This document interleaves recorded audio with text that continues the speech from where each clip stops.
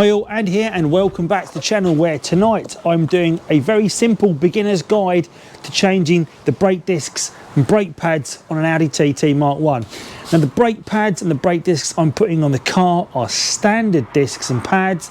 They're not performance, they're not aftermarket, they are the standard 312mm discs that fit the Audi TT Mk1 225. The standard calipers are obviously already on there and a set of standard pads, so there's no aftermarket upgrades. This is the bog standard way of doing your brakes. So let's get on with it. First thing we need to do is get the car jacked up.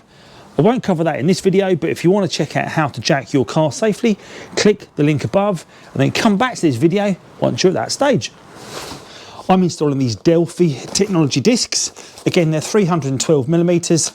I got them from GSF Car Parts, along with the pads for £85. Here's the pads themselves, and they are Drive Tech.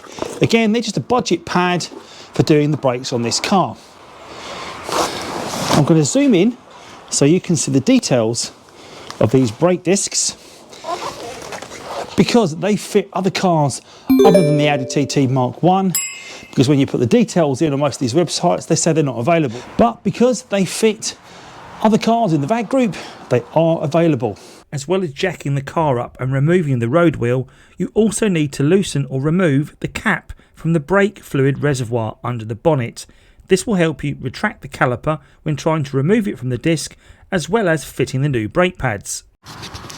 So I thought I'd show you the reason we're doing these, and you can see these discs are really badly pitted across the whole surface, but really badly around the edge of the disc. You can actually feel there's a bit of a lip there as well, not as bad on the passenger side as the driver's side. So these definitely need doing and haven't been done in all the time I've owned the car. You can see how shiny they are because you can see my reflection in them, which is not great either, but hey ho, is what it is. But you can see it's really badly pitted around the edge of the discs. Now the pads, it looks like there's plenty of material left on those pads, but you can't tell until we get them off. So the first thing we're going to do is we are going to release the clips from the pads and see if we can get those off. Going to prise these off.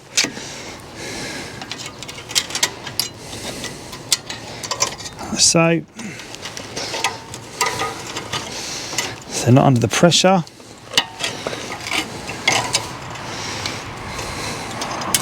And that should just come out like that. Got the top bit off. So that is the clip off. That's the retaining clip for these pads. Now these calipers are held in place top and bottom with a bolt that runs through from this side. So we need to pop these caps off the retaining bolt holes. There's one. Obviously don't lose those because you need to put them back on when we are putting the car back together, because you need to keep all the dirt and horrible stuff out of the bolt holes. Just using a ratchet and extension bar on this hex bolt. You can probably see just down in here, you can see that bolt turning in the caliper as that loosens and backs off.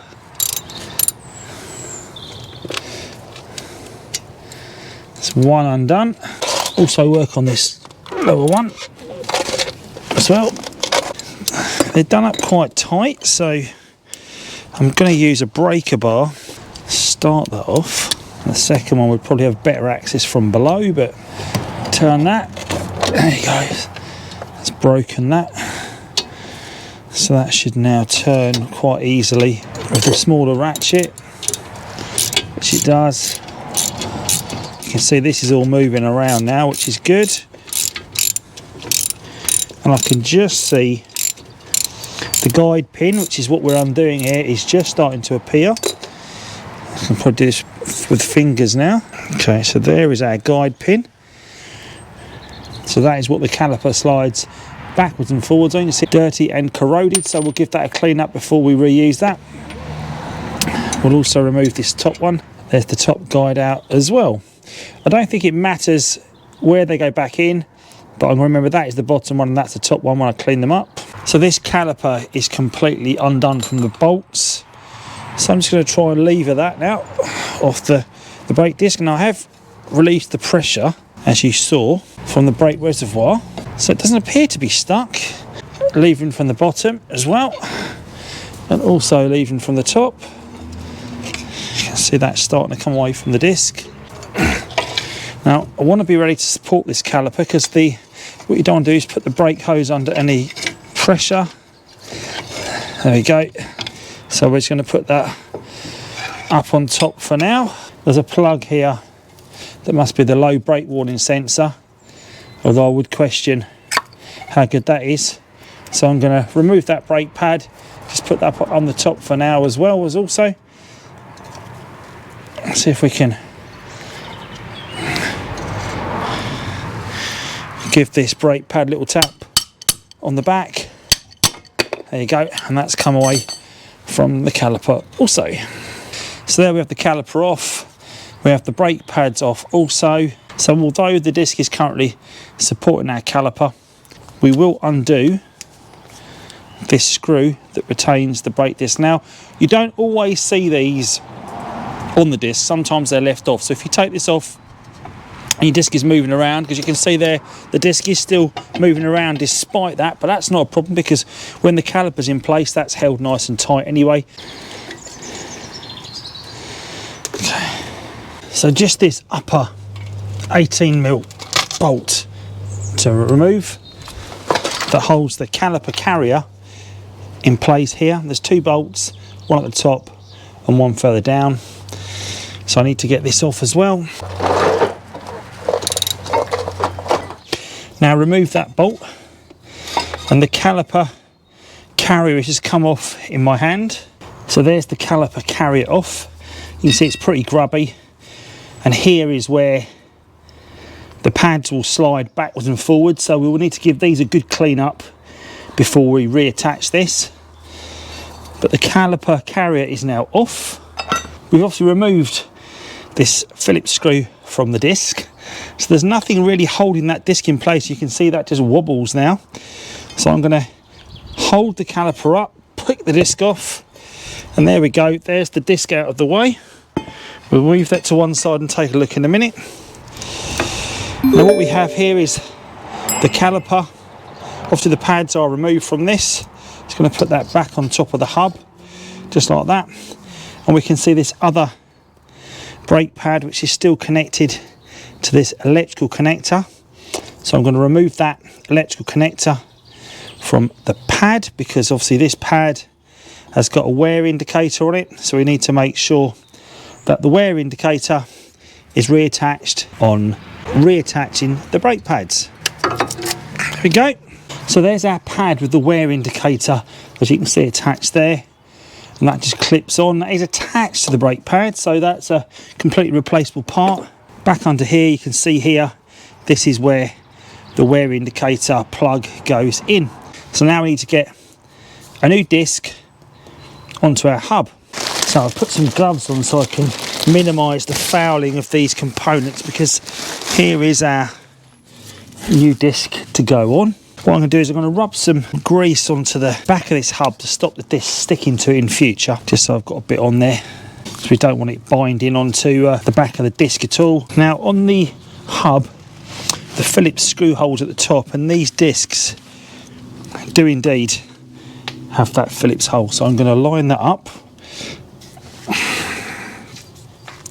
I'm going to just pick the caliper off, move it back, and take the disc and line it up to where that needs to go.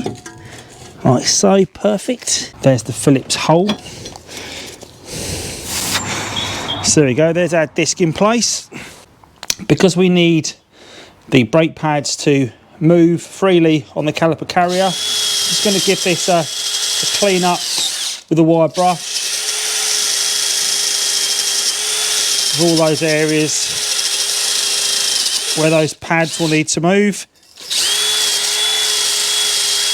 That's much cleaner now for allowing the pads to travel.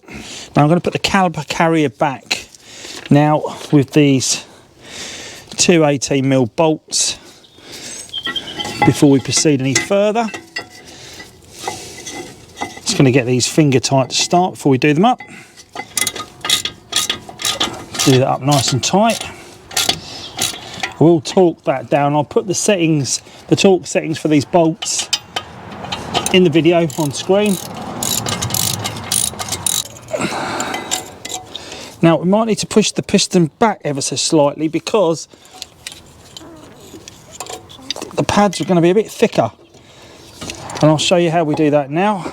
Now the best way to wind a piston back is to put an old brake pad in front of it like that and get your brake winder tool that you're going to use to push that back. Now to do this you must remember to have released the pressure on the brake reservoir.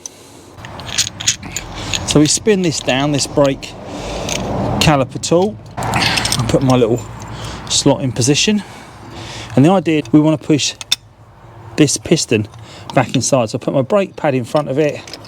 I'm going to put my winder tool on top like that, and then what I'm going to do, I'm going to adjust that to position. So I've got a bit of purchase on that, and now with the power of the tool I'm just going to turn that, and that's going to force that piston back inside that caliper. So I'm going to keep winding that, wind it all the way home. So I'm now going to remove the old brake pad. You can see that that piston is really retracted now. Outer brake pad, it should be noticed that you install this into the caliper carrier rather than the caliper itself. Also, you should apply some brake caliper grease to the feet of the brake pads that come into contact with the caliper at the top and bottom. This helps the pads travel within the caliper carrier. Do not use copper grease though, that is the old method. Always use brake lubricant or grease.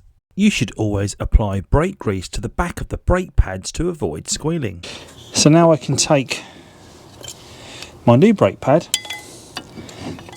insert it inside the piston, but it should just click into place like that, so you can feel that's clicked in, and now it should just go over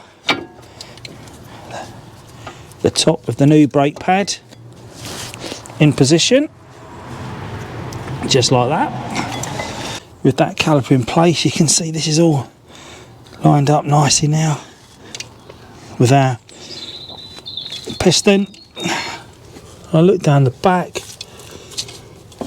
and now I need to just put my guide pins in position. Remember these guide pins that we looked at earlier, and they do need a good clean up because they are pretty corroded on the ends, and then we can clean them up and add some new grease to them so they can slide in, allow the caliper to move nice and freely. Also, don't forget to reconnect your sensor like so. So that's all now nicely connected up. Bend that out of the way a little bit so it's not touching any of my caliper components, which it's not. So here's my nicely cleaned up guide pin. I'm going to put a little bit of grease on that, so that will now slide nicely. I'm going to put that back inside where it needs to go, and now it's a case of jiggling the caliper around until it finds the hole that it needs to go into for the guide pin to screw into. So that's the guide pin done up nice and tight, remembering to put the dust cover over the top as well. Now the caliper will move around a little bit to start with because we have retracted that piston, but as soon as we put our foot on the brake, that's going to sort that right out. With the new pads in, the new discs on, and the caliper all re-greased and reattached, all that's left to do is to put the retaining clip in position, bottom on, and push it round like so, and then top on and push it round like so. So that's the retaining clip back into position onto the caliper. Now all we need to do give it a clean with some brake and clutch cleaner to make sure there's no foreign bodies on the disc itself. Get the wheel back on and do the other side.